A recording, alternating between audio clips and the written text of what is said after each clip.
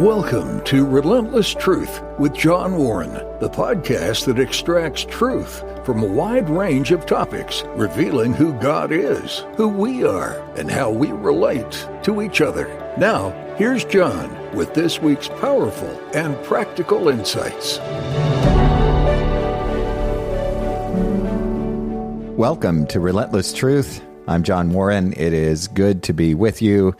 Please like, share, review, and subscribe to Relentless Truth. You can find us wherever you get your podcast. For more information, please go to johnwarrenmedia.com. Our sponsor is CFS Financial, Christian Financial Solutions. We work with Christian schools, churches, and parachurch ministries, and some for-profit companies on matters ranging from financing new projects to new real estate projects to renegotiating debt and all matters financial and governance related, including strategic planning.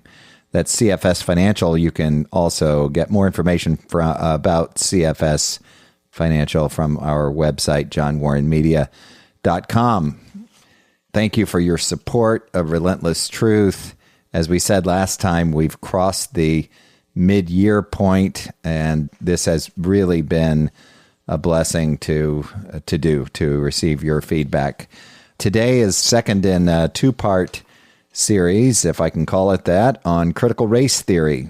We decided to tackle this very challenging subject last week. We presented kind of an overview, and today we're going to do a quick review in case you missed that episode and explain exactly what critical race theory is and how Christians should view critical race theory. And then we are going to get in the weeds and we're going to say, okay, today we're going to talk about what this means to us.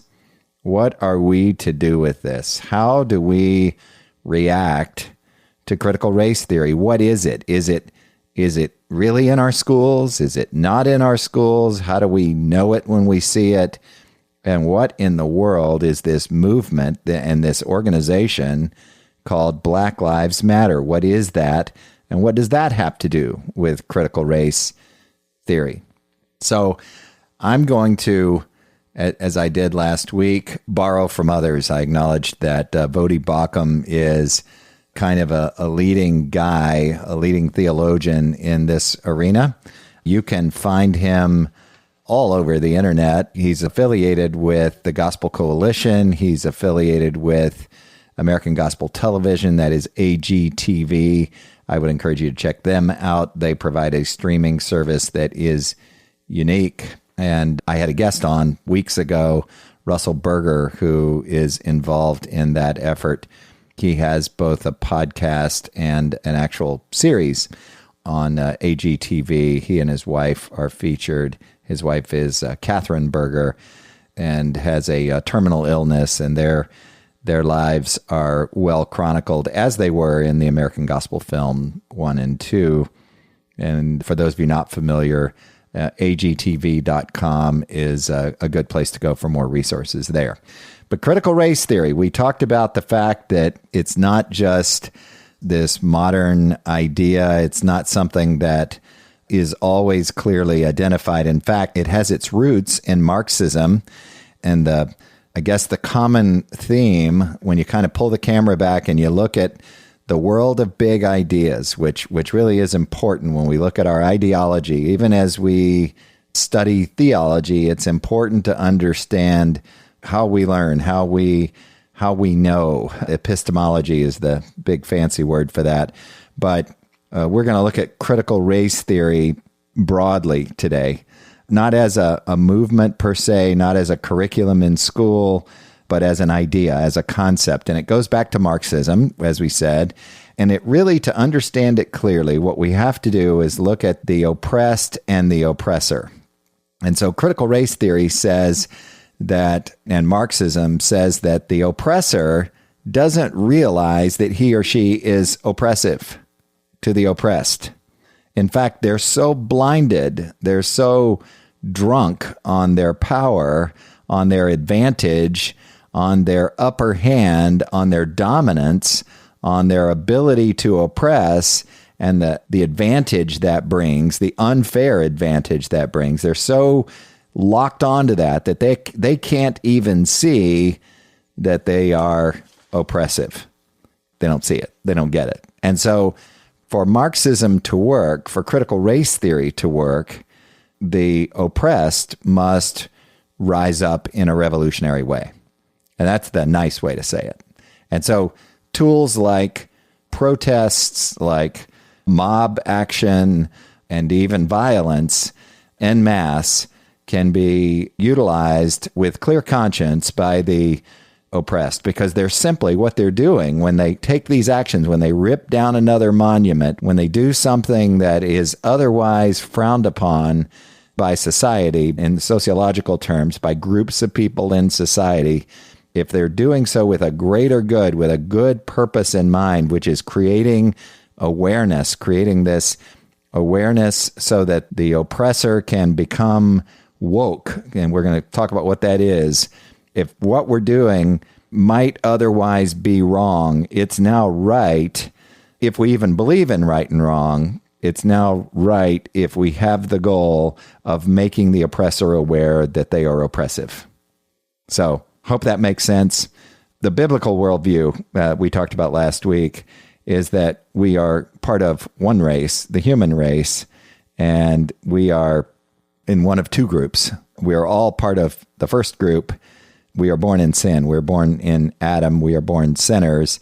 And if we have trusted in the finished work of Christ, the grace of God, repentance and regeneration by faith are the bases for being in Christ. So if we've trusted in him, if we're relying on him, then we are part of this second group. They're really, from a biblical perspective, from a theological perspective, they're really just two sociological camps in this respect, at least. So with critical race theory and Marxism, we talked about the fact that Karl Marx saw the world as headed toward utopia via the deconstruction of all oppressive systems, whereas the Bible sees the world culminating toward ultimate restoration through the person and work of Jesus Christ. So in critical race theory, the main oppressors are white, cisgender, heteronormative, that is attracted to the opposite sex, Christian males.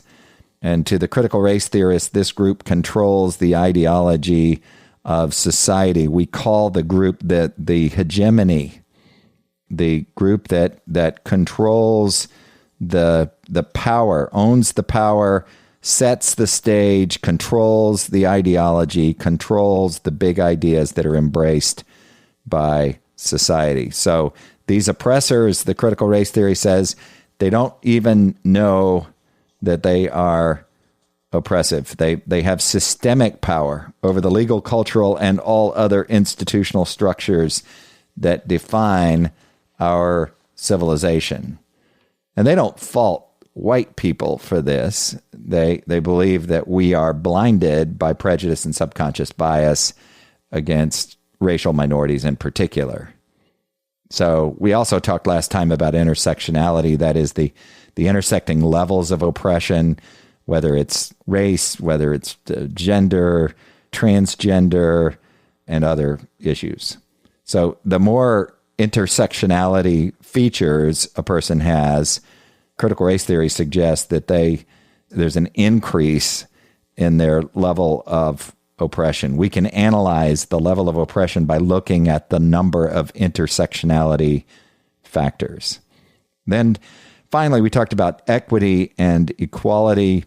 They sound like similar terms, but in critical theory, Marxism and critical race theory, equity is this equal representation in outcomes.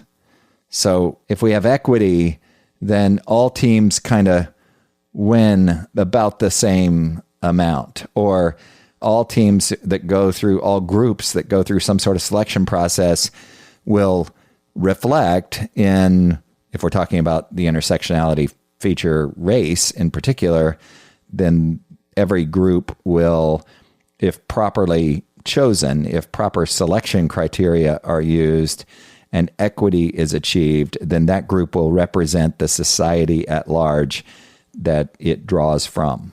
So if the representation of white to black or African American in society is 50-50, then groups selected from that society should have that representation. That's a little bit of a simplification, but you get the idea, and you probably are familiar with the Ivy League lawsuit where I believe it is Asian students at large, but Indian students in particular and their families have taken a couple of class actions to remediate their exclusion from admission to certain schools in an effort by those schools to achieve equity. Equality, on the other hand, is fairness of opportunity, and that's what we as Christians should be all about. But there is quite a distinction between equity and equality. Those words aren't always used well in the media in particular, but equity is one of the stated goals of most who embrace critical race theory. So that's our review. Now, to get to where the rubber really hits the road, there's a view that says that there's a little bit of an either-or fallacy. There's a view that says that it's morally wrong not to support critical race theory or even Black Lives Matter. Or it goes maybe like this: failure to support critical race theory means that you're a white supremacist. Or if you don't quite support everything about Black Lives Matter, you might be a bigot. Or if you fail to really understand critical race theory and support it as an underlying ideology, you're at least a racist. Or maybe you're not quite a full-on racist, but you've embraced some of the tenets of racism. So the biblical view of this is quite clear. There's this notion, this either-or fallacy, though, is interesting. It's morally wrong not to support critical race theory or even Black Lives Matter. And we see this even embraced in the church. Even before we get to what should we do as Christians, and I'm not suggesting for a second that we ignore some of the underlying issues, but I am suggesting that we can't embrace critical race theory in full. We can't do it. And there's some biblical reasons for that and some logical reasons for that. First of all, this notion of reparations, this notion of the oppressed rising up and making the oppressor aware, is what we call becoming woke today. Now, I mentioned that I misused that word a couple of years ago in class, and my students quickly corrected me, but it's really being woke today has come to mean being alert to injustice in society, particularly regarding racism. Now, should we, white Christians and Christians of all ethnicities, should we be concerned about racism? Yes. Should we be woke in that sense, alert to injustice, true injustice in society? Yes. Yes, but what woke has come to mean is the oppressor has suddenly seen the light. You see, the oppressor was incapable, we said, to the critical race theorist, of getting this because they benefit from the oppression. And they reach this point where light goes on, and you see this in corporate America. You see this effort to demonstrate this light going on, and, oh, I get it now. I'm with you. I'm not blind anymore. I get it, and now I see the light. I understand how important critical race theory is, or now I can support Black Lives Matter in this way, if not in all ways.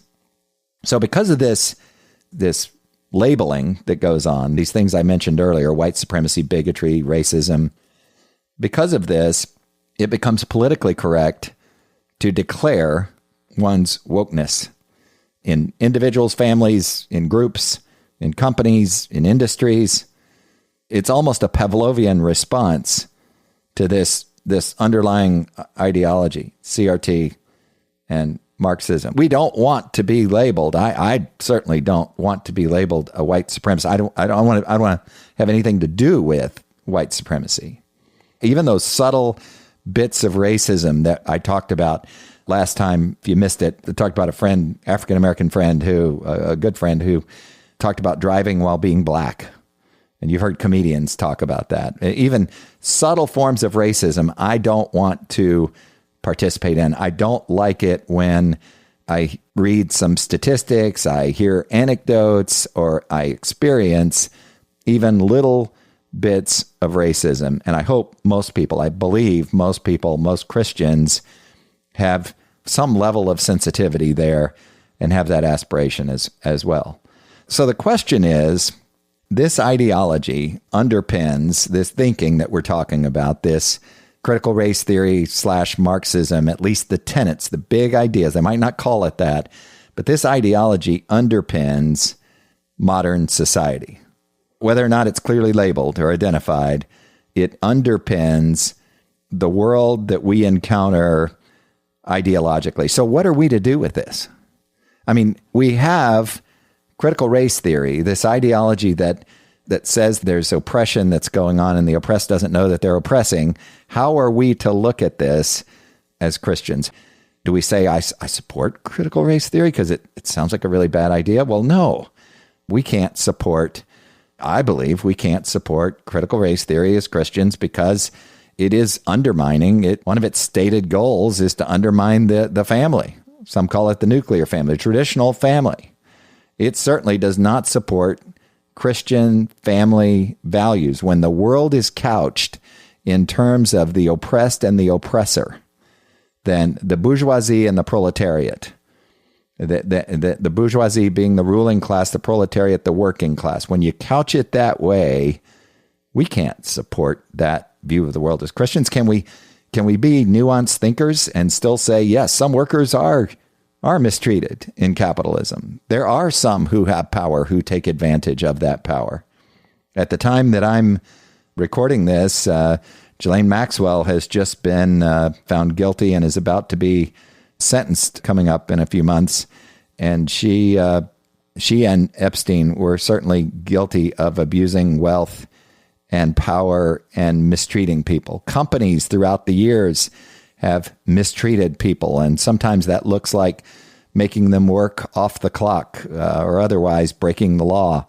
That happens in capitalism. We can be honest about that. Is there a glass ceiling in some? Yes.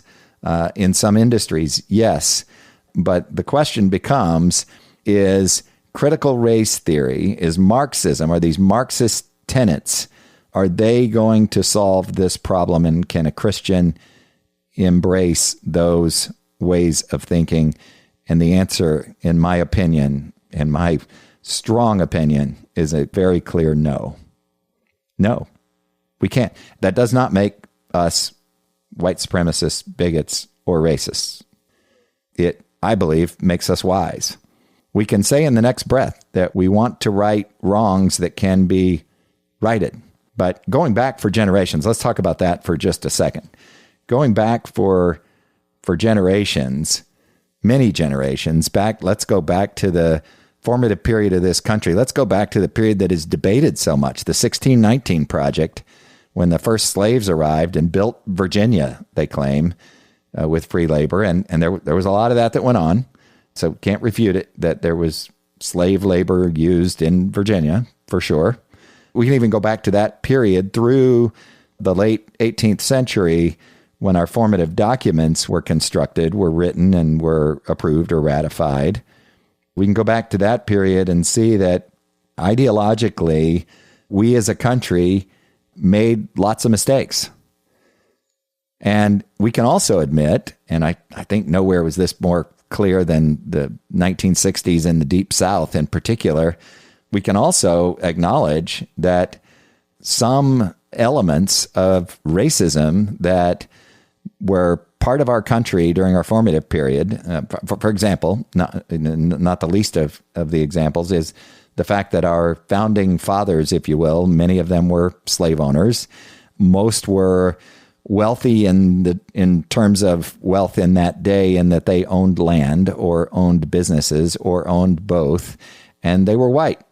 And some were Christians, some were not, some were deists, and there was quite a mixture. ideologically or theologically in the room in Philadelphia when we had the successful effort to write and ratify the U.S. Constitution in the 1780s.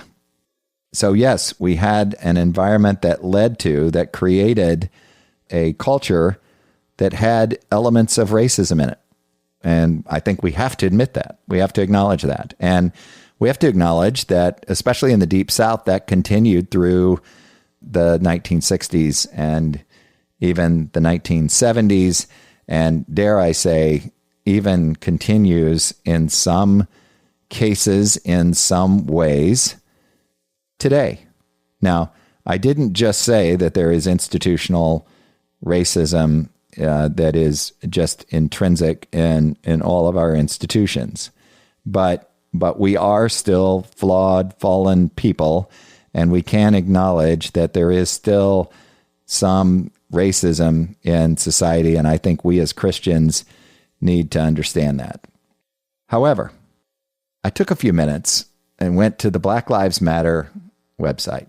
So I have friends, I want to say on either side of the aisle. I have friends who rip the aisle up and thankfully don't even see the world that way. But I have friends with disparate views on these matters, and I'm sure you do as well. And so I think it's important to dispense with this fear of saying, I don't support the Black Lives Matter organization. I think white people are now afraid to even say that. And so I'm going to say it. I don't support the Black Lives Matter organization. I do, however, support the sentiment, as I'm sure you do, that Black Lives Matter. I'm not going to wave a banner that says all lives matter, because that can be offensive to some, although the sentiment is certainly true, isn't it? So I'm not looking to alienate groups of people or pick a fight, but I want to be honest about the fact that I cannot support the Black Lives Matter organization. The organization found at blacklivesmatter.com is not an organization that I'm comfortable supporting. But I do believe that all lives matter, Black Lives Matter. So if you go to their website and you click on the About tab, then you see that Black Lives Matter was founded in 2013 in response to the acquittal of Trayvon Martin's murderer. Black Lives Matter, the global network, is a global organization in the U.S., UK, and Canada. And I'm reading directly, and I quote directly from the website, whose mission is to eradicate white supremacy and build local power to intervene in violence inflicted on black communities by the state and vigilantes. By combating and countering acts of violence, creating space for black imagination and innovation, and centering black joy, we are winning immediate improvements in our lives. And they go on to explain that they are expansive. They affirm the lives of black, queer, and trans folks. I'm quoting, disabled folks, undocumented folks, folks with records, women, and all black lives along the gender spectrum. The gender spectrum.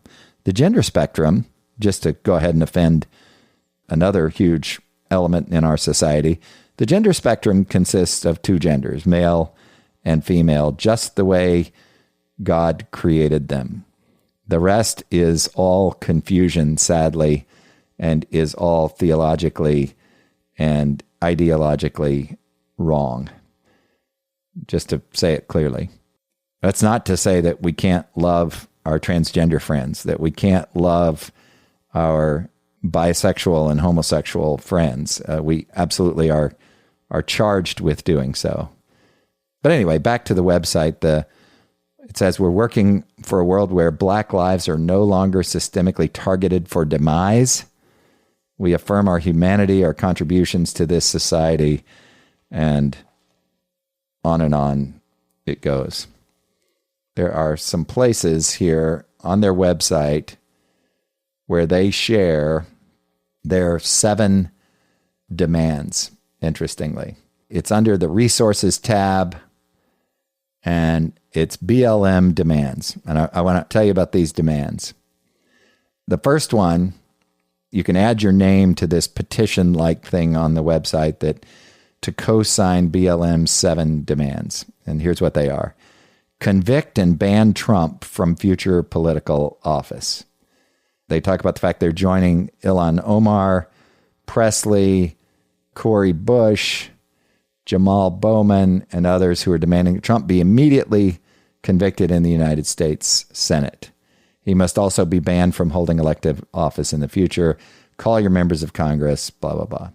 Number 2, expel Republican members of Congress who attempted to overturn the election and incited a white supremacist attack. Now, there are so many presuppositions in that tenet, in that demand number 2. Expel Republican members of Congress who attempted to overturn the election and incited a white supremacist attack. First of all, there is a method explained very clearly, delineated very clearly in the U.S. Constitution for impeaching members of Congress. They must do that themselves. They are required to self-police, and there's a reason for that. We talked about it back when we discussed the Constitution a couple of months ago. We talked about the fact that there's this separation of power and these checks and balances, and it is essential that the president or some other authority not be able to reach into Congress and remove members. But this tenet 2 says expel members of Congress who attempted to overturn the election. Now, I'm not aware of any members of Congress who attempted to overturn the election. I'm aware of some people who said, hey, this didn't seem to be fair. And I'm sure you can find some tape of some recording of some people in Congress who said they didn't like the election and the process, but I'm not aware of people who actually attempted to overturn it. And then it goes on, and incite it. So here we go. We're going to expel members of Congress, which is not constitutional, who attempted to overturn the election. That's quite an assumption. And, not or, and incited a white supremacist attack. Now, were there white supremacists on the grounds of the Capitol or at that speech that former President Trump did that day on January 6th of 2021? I don't know. Probably. If you go to a shopping mall or go to a football game, you have 100,000 people there. Some of them probably white supremacists. I mean, could there be a few there? Yes, I guess. I guess that's still a thing. But to suggest that members of Congress and all of those attackers, or a significant number, were white supremacists is kind of out there a little bit. The 3rd demand, launch a full investigation into the ties between white supremacy and the Capitol Police, law enforcement, and the military. Now, okay, fine. You can't object to that one, really. A full investigation, that sounds fine. But what is that? Into the ties between white supremacy. Now that it's got to be real white supremacy, I think, and the Capitol Police, law enforcement, and the military. And then they go on to say the Capitol was able to be breached and overrun by white supremacists attempting to disrupt a political process that is fundamental to our democracy. Well, it's actually a republic with some democratic characteristics in election, but that's fine. We know that police departments have been a safe haven for white supremacists to hide malintent behind a badge because the badge was created for that purpose. We also know off-duty cops and military were among the mob at the Capitol on January 6th. I don't know. I didn't hear that. I don't know whether that's true or not. Guilty parties need to be held accountable and fired. They're supporting Jamal Bowman's coup act to investigate these connections. All right. Permanently ban Trump from all digital media platforms. Well, now, here's where it gets interesting, because I am not an ardent Donald Trump supporter. I'm not a Make America Great Again hat-wearing guy. I believe some of his policies were good, but wow, his mouthing off on social media was probably responsible for his political demise. And some of you are screaming right now, he's not gone. His demise hasn't happened. He's coming back. Well, I hope not, frankly. And no, I didn't just endorse the current administration. And no, I won't vote for the current administration. But I'm also going to be realistic about Donald Trump and his social media nonsense that he spewed, and worse, that he spewed. However, he should not be banned from all digital media platforms. That is absurd. Who's the authority that does that? Now, the courts ultimately decide. The Supreme Court is the ultimate arbiter of these matters. On what basis would you ban Trump from all digital media platforms? Is it the fact that he exaggerates, that he uses hyperbole, that he's crass, that he's political, that he caricatures the other side? I mean, if those are the standards, then my goodness, we're going to ban social media.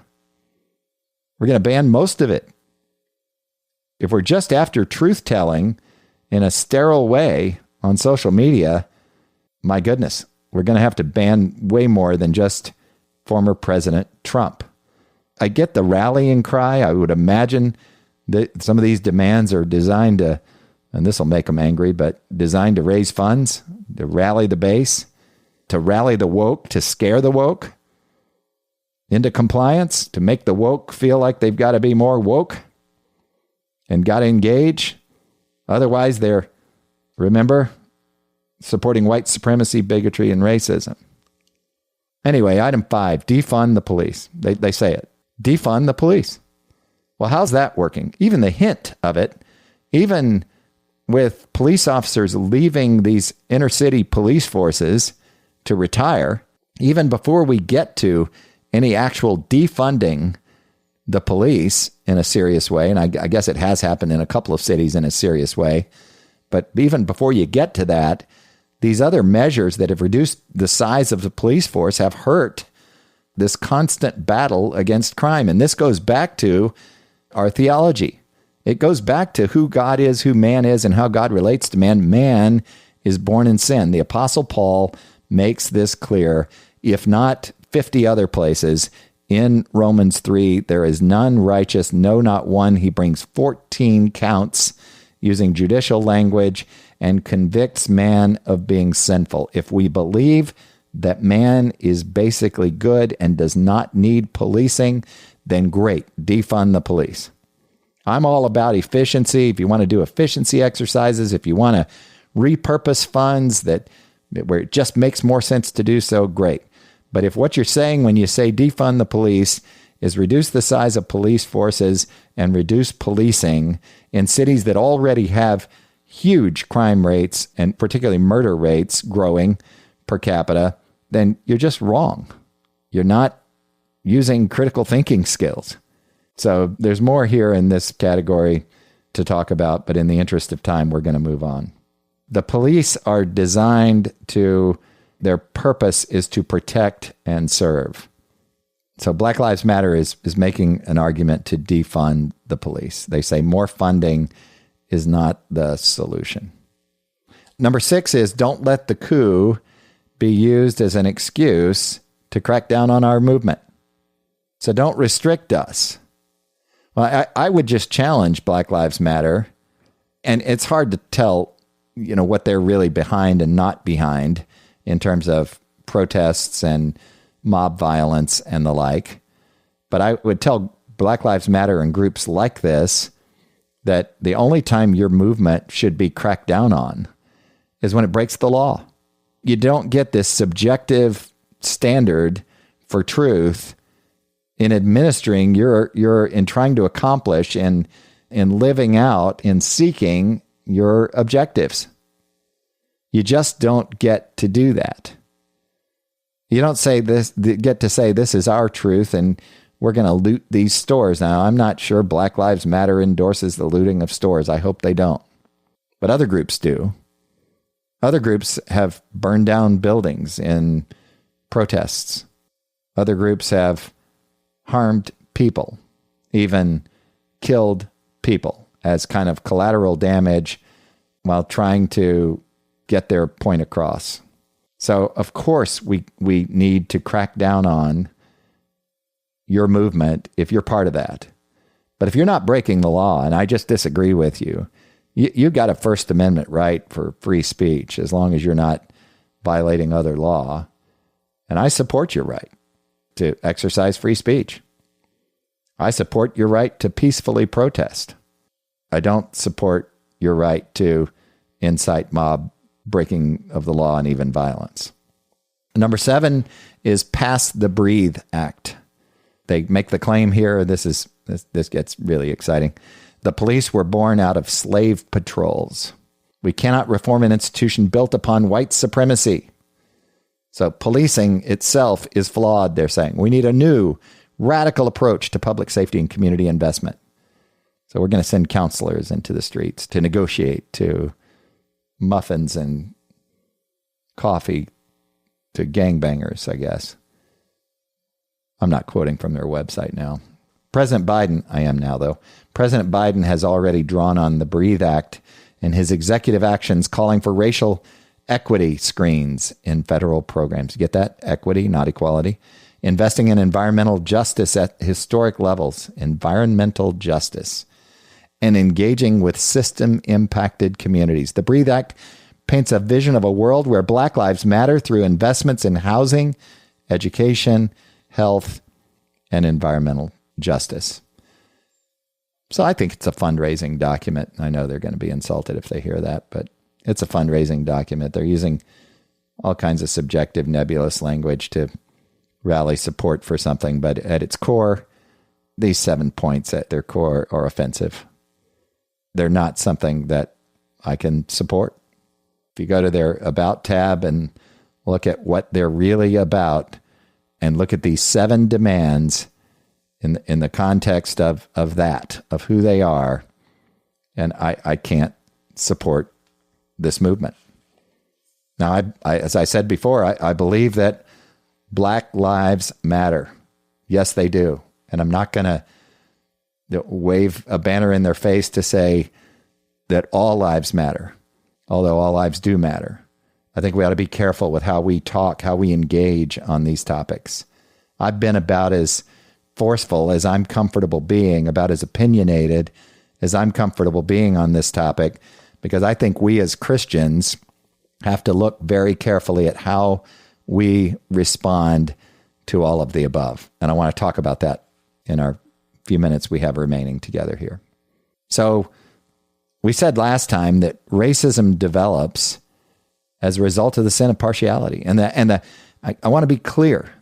The sin of partiality, and I think we read from James 2 last time, my brothers, show no partiality as you hold the faith of our Lord Jesus Christ, the Lord of glory. If you really fulfill the royal law according to the scripture, you shall love your neighbor as yourself. You're doing well. But if you show partiality, you are committing sin and are convicted by the law as transgressors. And if you say, well, I don't do that, or I don't bear false witness, you actually do. I actually do. We are guilty of partiality. We prefer people who are like us. We are not impartial. We have biases. Now, there are some households, and I'm blessed to get to work with some people, and I mentioned one family, kind of, sort of. I didn't name them, but I referenced them because I said there's a young man named Sam in one of my classes. Well, they are a biracial family by design, and the parents might be able to make this claim that they don't have partiality in this regard. Most of us, though, really shouldn't make that claim, because that's probably offensive. If I grew up white, and here's a cliche, some of my best friends are Black, but I can't pretend to have walked in their shoes. I've tried to do that because I have an inquisitive mind and I want to know what that's like. I want to imagine what it's like to get pulled over just for the color of my skin. And I'm not saying that happens a lot, but it happens. So I am guilty of the sin of partiality. Now, where I'm guilty of this is socioeconomically. And we say, oh my goodness, when I read those imperatives in scripture and I don't give preference to the person that looks all spiritual and they take the best seats and they wear the best clothing, and you say, oh, I would never do a thing like that. Well, yeah, we do it all the time. We do it in very small ways, but I think we do it. I think we make assumptions about people based on what they look like or their education level or the way they're dressed. I'm not even talking about race right now necessarily. But to go back to race for a moment, this underlying sin of racism, this thing that we do when we actually exercise racism, when we actually show a bias toward either positive or negatively toward race, we're actually committing the underlying sin of hatred. 1 John 4:20, if anyone says, I love God and hates his brother, he's a liar. For he who does not love his brother whom he has seen cannot love God whom he has not seen. Well, that sounds fairly straightforward, doesn't it? But we don't like applying it here under the sin of racism. So I think the answer for us Christians is to recognize that, yep, there's this sin of partiality, and it can go much further than just racism. And there's also the sin of racism is the fact that the sin of racism is equal to the sin of hatred. And then third, it also falls under this broader category of injustice.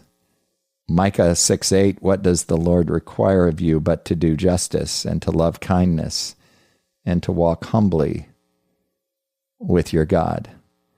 Now, I cringe whenever I hear someone say, well, I'm all about justice.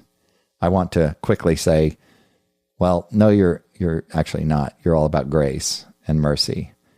Because if you want God's justice, he must punish your sin with death. If you want his grace and mercy, that's available to you by faith in the person of Jesus Christ. But racism does fall under the sin of injustice, this sin of not practicing equality, not treating people with equal opportunity.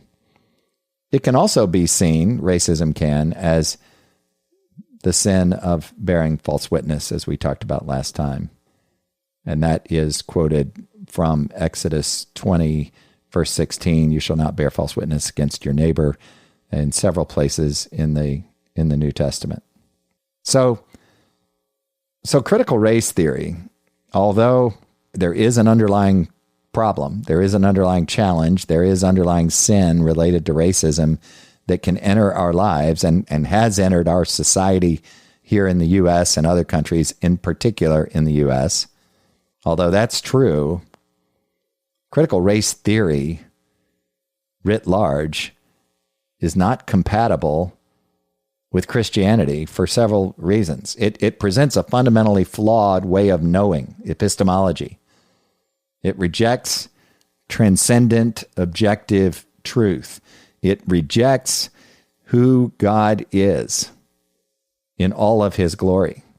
And it does so by rejecting objective truth as a binding standard for all people. The purpose of the law in the Old Testament, and we've said it here many times, is to reveal to us who God is, to show us who he is, to be our school teacher, to inform us on his character. It does not give us a checklist for ourselves because it presents a standard that we can't meet. That standard is who God is. And we need to be clear on that.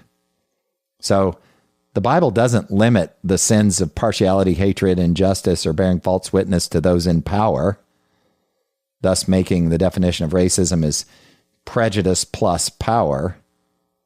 So there's this mischaracterization that critical race theory does of the facts. The Bible explicitly forbids mob rule and deference to the poor or oppressed. And if you look at it logically, when mob rule takes over and these protests and the violence occurs, it actually isn't helping anyone who's poor or who is in the oppressed class, according to critical race theorists. The Bible characterizes all of humanity within this default state, within the sinful state of Adam. So, therefore, theologically, white people are not born any more guilty than racial minorities. And racial minorities are not born more innocent than whites. White people are not born guilty of the sins of past generations. Can we acknowledge them? And should we? Yes. But people who just happen to not have the same skin color are not, as us, white people, are still going to give an account for our sin. As we look at who man is, so we have historical sin where there were slave owners, and yes, there was public policy influenced by that, and And yes, we didn't include women and racial minorities in our voting and so on. Each of those people are going to be held accountable.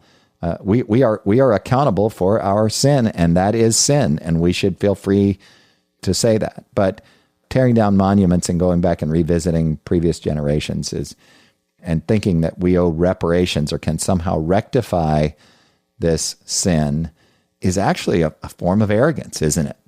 It's actually to even suggest that we can go back 80, 100, 200 years even to correct sins of the past with money or tearing down statues or changing signs or whatever is actually a form of arrogance, a form of man's sin of self-reliance.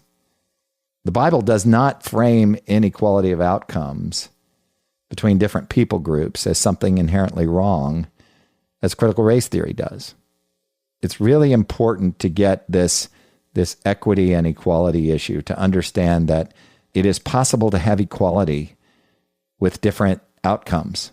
And I took the bold step of mentioning the NBA and its racial composition last time. I think that's actually good for the game.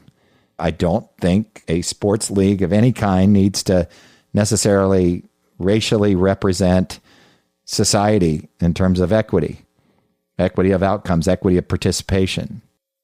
So the Bible goes further, though, and it forbids evil suspicions. It forbids this squaring off into groups and treating people differently, or looking at another person's sin and assuming that they're worse than we are.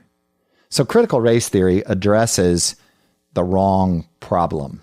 It will never, this Black Lives Matter group and others like it will never, using this theory, this oppressed versus the oppressor, will never end racism and won't accomplish anything really from a biblical perspective. We've got to battle racism the right way. Diversity is important, and it's important in the church. We've got to engage with people who are not like us in an open-minded way. We've got to have dialogue, not separation. In fact, we should be part of the multi-ethnic church. And I know there are limits to what we can do based on the way towns are populated for now. But I think David Platt, at least in the early days, in his book Radical, kind of had it right. We should go invest in the inner city. Christians don't get a pass just because we disagree with critical race theory and we disagree with Black Lives Matter and other organizations. We don't get a pass here. The most rewarding thing that we could do is the thing that would put a dent in this problem, and that is engage together with people who aren't like us. There should be nothing that gives us more pleasure than loving our fellow man, loving our neighbor as ourselves, thereby glorifying God. That's what we're put here on this earth to do. Now, I'm talking to me. I'm not lecturing you because I struggle with this. And I'll tell you where this really is best summarized. If you look at Romans 1 and all the sexual sin that is mentioned, and I'm not going to read it because this isn't really a Bible study podcast, but if you go back to Romans 1 and the hardness of heart that Paul talks about that happens as a result of sin, I think that's what we ought to focus on. That's a way that we exercise our self-reliance. I don't believe in the way God has laid this world out, and I'm going to do my own thing, and I'm going to do what I want to do. If it feels good, I'm going to do it, and I'm going to get pleasure from it. Now, I lived that life. I made the mistake of buying into that ideology. And when I shudder when I read Romans 1. It even, interestingly, talks about gossip and disobedient parents in there near the end of that chapter. But the important point is that our sin, habitual, continued sin, particularly sexual sin, can create hardness of heart, the inability to know that we're doing wrong. But then Paul captures everybody else in Romans 2 when he says the moralist, the person who believes they can be good enough, they can do right enough to gain God's favor, they are also condemned. And then in chapter 3, he says, there's none righteous, no, not one. All have sinned and fall short of the glory of God. So there's this group that sins outwardly, and then there's another group that says, no, I am superior to them. I have a checklist, and I keep that checklist. My righteousness comes from my good works. So I think as we look at critical race theory, as we look at critical theory in general, this Marxism, and we say, well, how could anybody, and I've said this, and I'm guilty of saying this, how could anybody embrace this ideology? Well, because we're self-reliant sinners, and it sounds appealing to self-reliant sinners. I mean, should it surprise us that critical race theory is a thing, that Marxism is a thing, that there are those politically in our country, and when I say there are those, there are significant numbers who support socialism? No, it makes sense to a self-reliant sinner. So what this should do for us, Christian, is turn us to the gospel, turn us to Scripture, make us love the Lord our God with all our heart. It should push us in that direction. It should grow us spiritually. It should, for my Presbyterian friends, it should improve our sanctification. There's a wonderful opportunity here for us to look at critical race theory, recognize its fallacies, but recognize the holes that we have in our society still from a racial standpoint, and our need to love our neighbor as ourselves. This is not optional. This is part of who we are. We are not isolationists. We are not separatists. We should lock arms together and grow in grace, in God's grace. We'll talk more about this in coming episodes. Thank you for supporting Relentless Truth. I know I've said some things that are difficult to hear. They're difficult for me to say because I certainly don't want to be guilty of hypocrisy. I am grateful for God's mercy and grace in my own life. It is only by His grace that I'm able to even share these truths. I hope the underlying ideology discussion is helpful. I hope these big ideas that we're talking about are helpful. If you have questions or I've caused concerns with my clumsy rambling, I want to hear from you. Go to johnwarrenmedia.com and or send an email to john@johnwarrenmedia.com. It is so good to be with you, and I look forward to being with you again next week. Thanks for listening to Relentless Truth with John Warren. Please consider sharing this podcast and subscribe to receive future episodes. Connect with John regarding your comments, questions, and show ideas through johnwarrenmedia.com or at John Warren Media on Facebook, Twitter, or Instagram. That's all for this episode. Join us next week for another edition of Relentless Truth with John Warren.